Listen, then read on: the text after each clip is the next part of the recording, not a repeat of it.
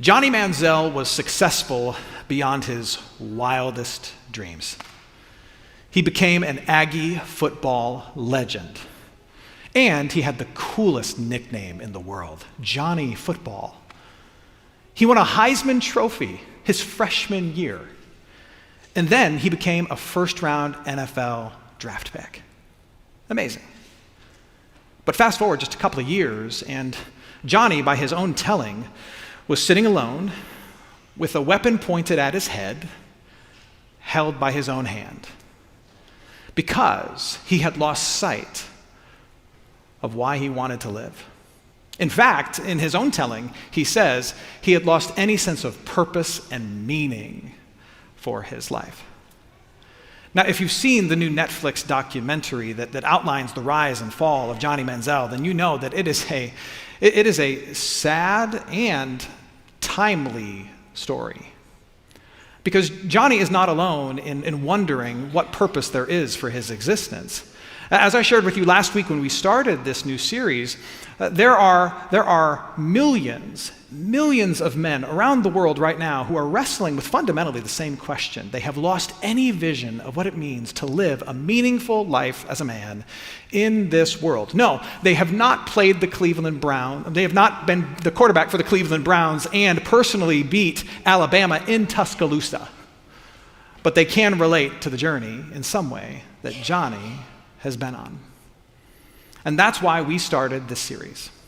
And I know that we're in this series technically only talking directly to part of the room, but really the goal in this series is to give a vision to all the guys and all the girls, to everyone, a vision of what it means to be a God-made man, a vision of what it means to embrace your identity as a man in this world. And everybody has a vested interest in this, because maybe you're here as a guy, then this series is for you, or if you're not, chances are you're living with one, or you're raising one, or you love one, and you want them to succeed, then this is also for you.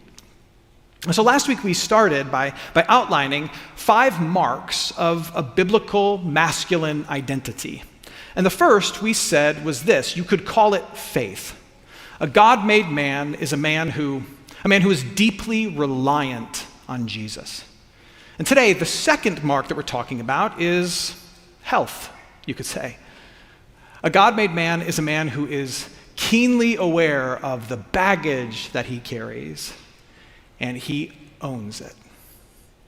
Now, the reason we have to talk about this particular mark of biblical masculine identity is because many men in the world have been sold a lie about what it means to be strong. We have been told that strength is the absence of weakness. And in many and various ways, we're told that from a young age, when we're told to just toughen up or to walk it off, or hey, I don't want to see tears, don't cry. We're told that the strength is the absence of weakness. Indeed, in my own life, I've wrestled with this. Years and years ago, when Lisa and I were first married, we went through a difficult time because a couple of people in our close family circle had passed away. And it was really tough as a young couple to navigate a significant loss, significant death in our family. And we were watching each other grieve in very different ways. And at one point, Lisa looked at me and she said, "I'm just amazed that you haven't cried at all yet.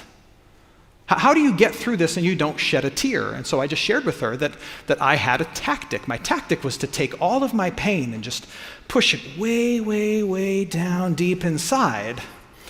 And then I would have a cardiac event in my early 50s, and like a real man. That was my tactic. Now, I'm happy to say that tactic quickly lost out when we eventually had children, and I found myself crying at the drop of a hat all the time. And even to the point where just a couple weeks ago, we dropped my daughter off at college at Texas A&M, and she's an Aggie now, and we dropped her off, and then just a couple days later, I'm looking at the back door of our house where her shoes used to sit.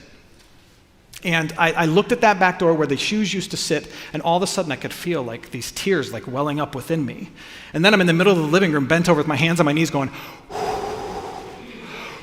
and my son, Jack, who's 9 years old, he looks over at me and he says, "Dad, are you throwing up?"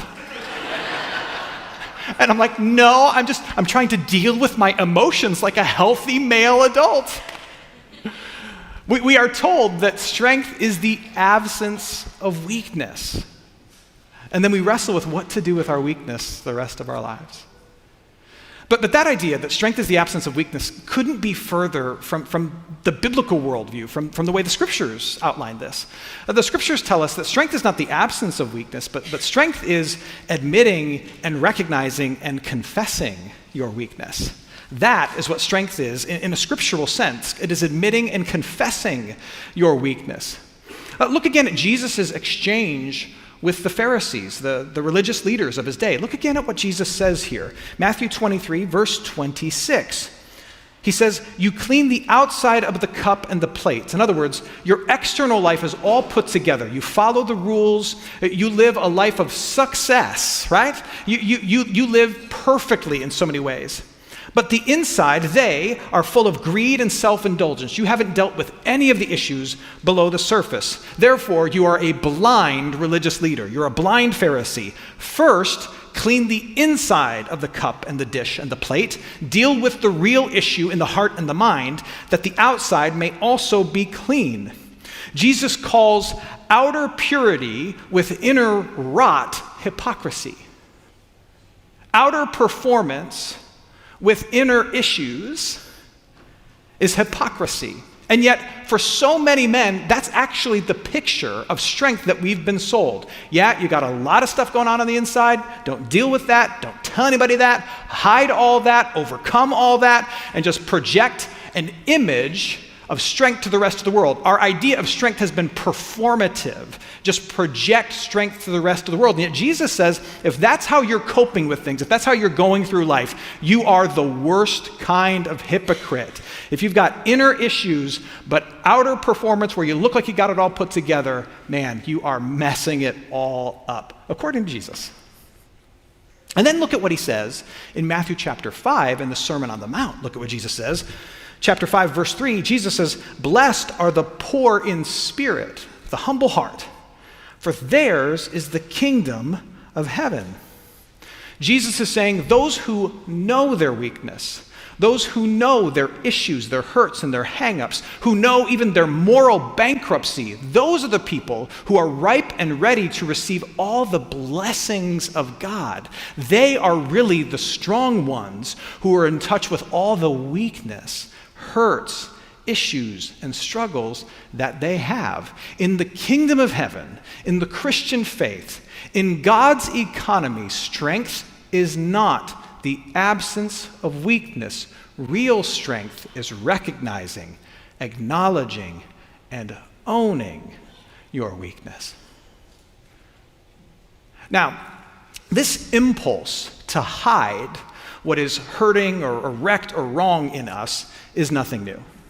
It's not just a byproduct of American macho culture. It is as old as time itself. It is an in the beginning kind of thing. Because if you know the story of how all things began, then what you know is Adam and Eve are placed in the garden. They're given this perfect relationship with God, and they're called to go out and steward the world around them. And yet, they reject that relationship with God. They think they're better on their own. And no sooner do they reject their relationship with God than they are covered in shame.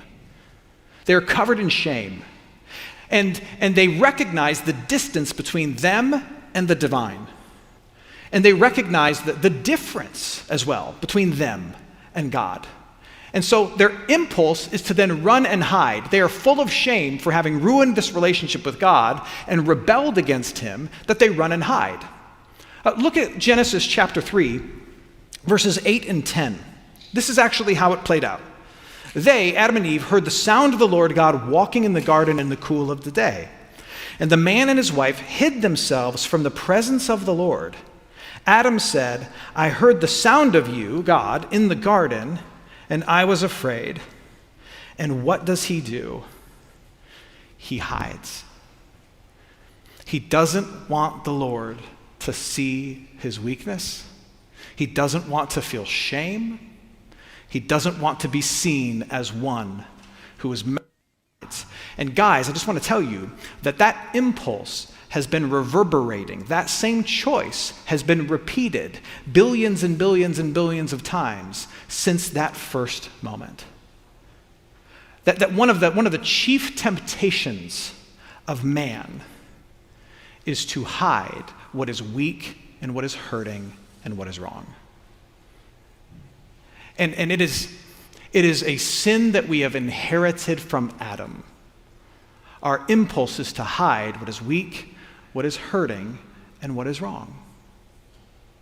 But let me just tell you this. Just as it was true for Adam, this is true for you and for me. Hiding does not help you. And anytime we hide our weakness, our struggles, our sin, our shame, God's move towards those who are hiding, man or woman, is to call us out of hiding. But our instinct is to hide. And men, you need to know that about yourself, that you have this inherited impulse when there is something that's weak or wounded or broken or bad, your impulse is to hide it from the rest of the world, including your God. Now, you might hear that and say, well, that's not my instinct. I don't hide. I'm going to press on that and say, yes, you do. I'm going to share with you what I've found to be 4 common ways in which men tend to mask their pain or hide their hurts and their problems. And the first is this. A common mask for men is anger, or sometimes violence. When something is bad or broken and they feel like they can't fix it, or they're anxious or they're hurt, oftentimes men will hide behind anger. You've heard the phrase, hurt people hurt people. Well, it's a phrase, it's a saying for a reason, because it's true. And a lot of men hurt a lot of other people because they themselves are hurting. And because they can't fix it, they just decide to go full Andy from The Office and punch a wall. Well, the anger, the violence, is a mask for their pain and their problems. The other common mask, the other common way to hide is through excess or indulgence. When men are feeling bad, they quickly will often try to find a way to feel good or to just feel numb. Not all that long ago, I was having a conversation with a good friend of mine. I've known him for about 20 years. We were having lunch, and we were talking, quite honestly, about his penchant for getting high all the time. And we were talking about why he does that and what kind of the motivation is behind him just getting high all the time, despite the fact that it was really doing a number on his relationships at home. And he said, look, Matt, it is easier for me to hide in the garage and get high than it is for me to go in the house and worry about all the stuff that I can't fix. And so that's what I do. But you see how indulging that excess, that indulgence is a mask for pain. It's a mask for issues that he's carrying and stuff that he doesn't want to deal with. Another common mask, a way to hide your pain or your issues, is work. A lot of guys will just dive into the one thing they know how to do well, which is work. And if some other part of life isn't working, some other part of life is hurting, well, I know how to get an easy win. I'll just go into work and work harder. And then for some, their mask is humor or deflection.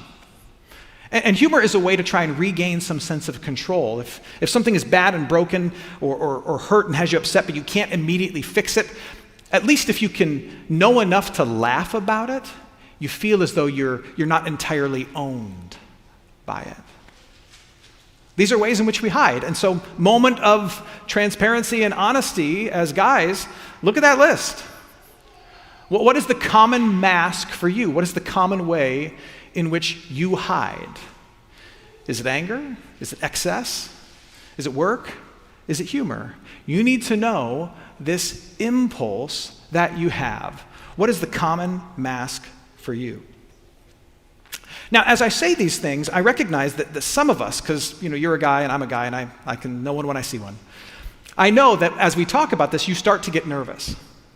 Because as I talk about the pain that we carry, the issues that we have, and the fact that we are tempted to hide, and all the different ways in which we try to project strength to the rest of the world and avoid dealing with our pain, you start feeling seen. And you don't see all the stuff that's underneath. You don't want other people to know what you wrestle with. You don't do the whole vulnerability thing. And you're thinking to yourself, this feels a little too much like we're talking about feelings, and I don't do that. Well, let me just say this. This really isn't about feelings.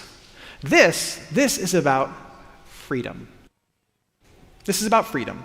And freedom is a masculine concept that every guy can get behind, right? Cue all the Braveheart references I'm tempted to make. Everybody likes freedom. But that's really what it's about, because if you have hurts and hang-ups and issues that you're not addressing, that you're hiding, you are bound by those things. You are held and constricted by those things. Because you can't come out from underneath them, you don't know how to fix them, and the coping mechanisms that you have don't make things any better. And so if you continue in hiding, you are caught, you are stuck, you are bound. You don't have any ability to move beyond that hurt, that hang-up, that issue, and you have no ability to learn from it and get stronger because of it. You are stuck. This is actually about freedom. This is about being invited into freedom. And that's what Jesus is here to do. You see, Jesus is the one who makes it safe for you to come out from hiding and experience freedom. Look, I know why you tend to hide. It's the same reason I tend to hide. I don't want to feel seen and judged. I don't want to be rejected. I don't want to feel shame. I don't want to feel or have other people think that in any capacity that I'm somehow a screw up or a failure, or that I'm somehow not enough. I have those same fears too. And so I tend to hide as well. But what Jesus does is Jesus makes it safe for us to come out from behind our typical mask, the ways in which we hide, and experience freedom. Because what Jesus did is that Jesus experienced shame and rejection and condemnation for us. Think about what his work on the cross accomplished. It was not only Jesus dying publicly as a punishment for all. It was Jesus being publicly shamed, publicly ridiculed, publicly condemned, publicly judged for us all. Look at what the prophet Isaiah, written some 700 years before Jesus even was born, look what the prophet Isaiah says about the work of Jesus. Listen to this. This is a reference to the coming Christ. He was despised and rejected by men, a man of sorrows and acquainted with grief. And as one from whom men hide their faces, he was despised, and we esteemed him not. Surely he has borne our griefs and carried our sorrows, yet we esteemed him stricken, smitten by God, and afflicted. But he was pierced for our transgressions. He was crushed for our iniquities. Upon him was the chastisement that brought us peace, and with his wounds we are healed.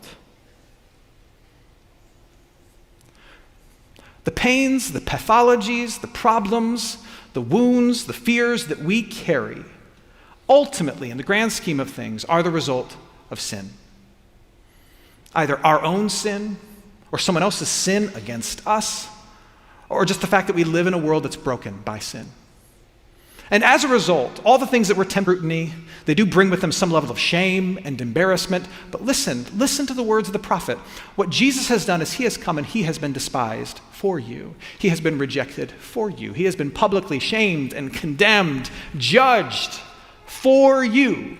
So that now, though you carry these things, if you come out from hiding and you confess these things and you lift them up to the Father, you will not be shamed. You will not be judged. You will not be condemned. You will not be ridiculed and rejected. The Father will simply accept you because Christ has endured all of that for you.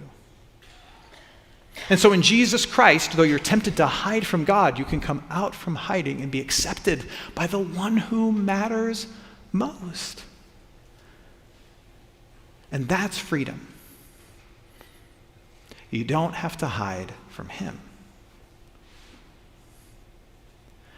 And healthy men, with a healthy biblical understanding of what it means to live as a God, by God's design, they know that. They know it. Now, here's what I would encourage you to do.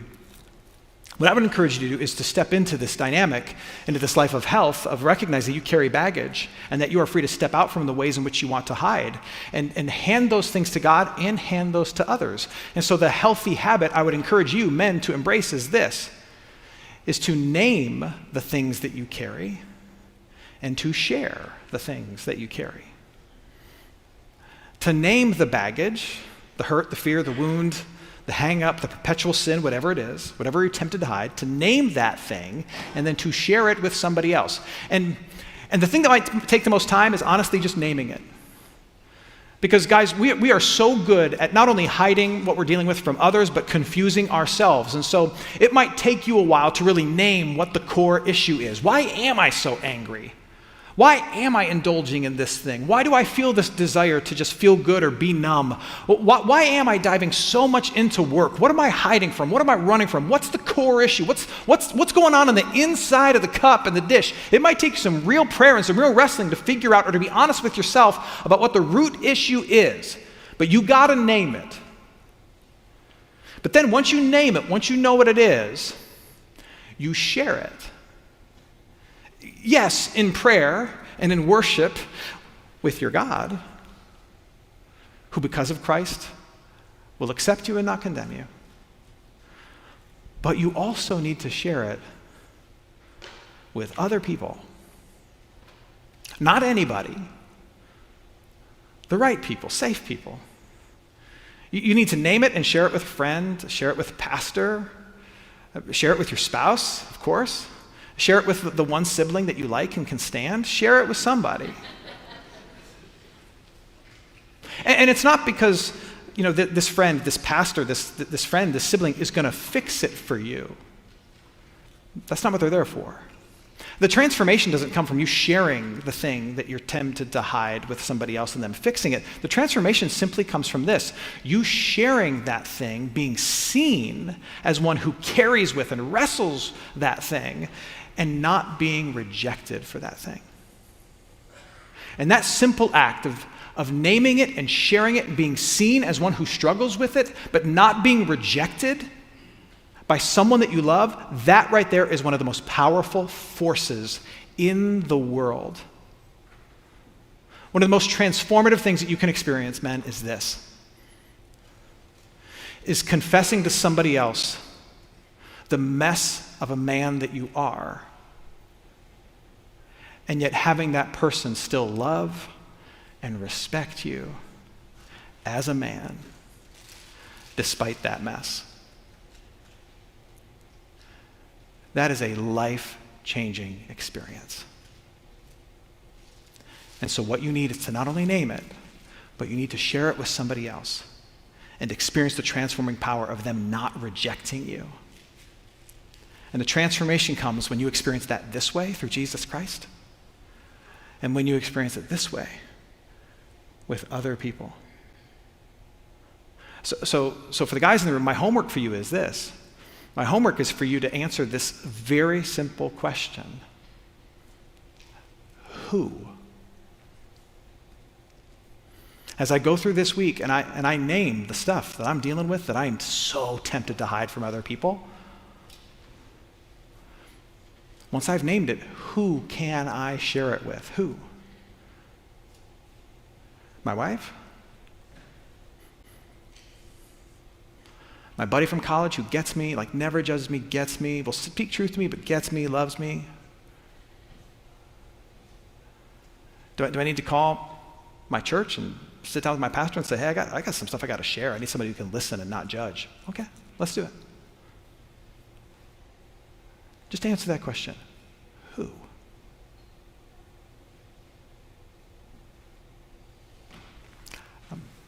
I'll leave you with this. There is one image that most every guy can get excited about. One thing that men get really, really passionate about. And that image, that thing that is something that can get most every guy really passionate, is a well-packed SUV for a family road trip.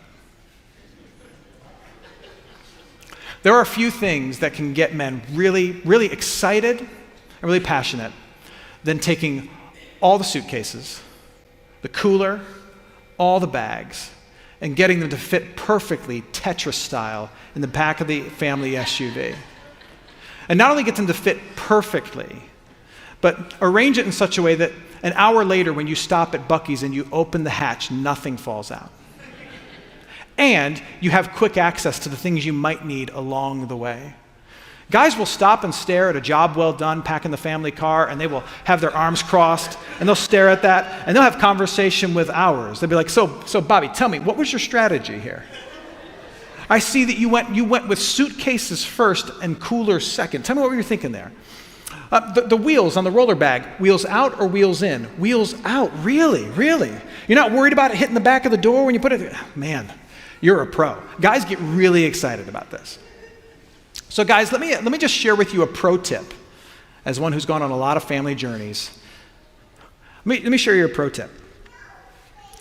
One of the ways to make this easy for you is to make sure that you yourself are mindful of all the stuff that you bring on the road trip.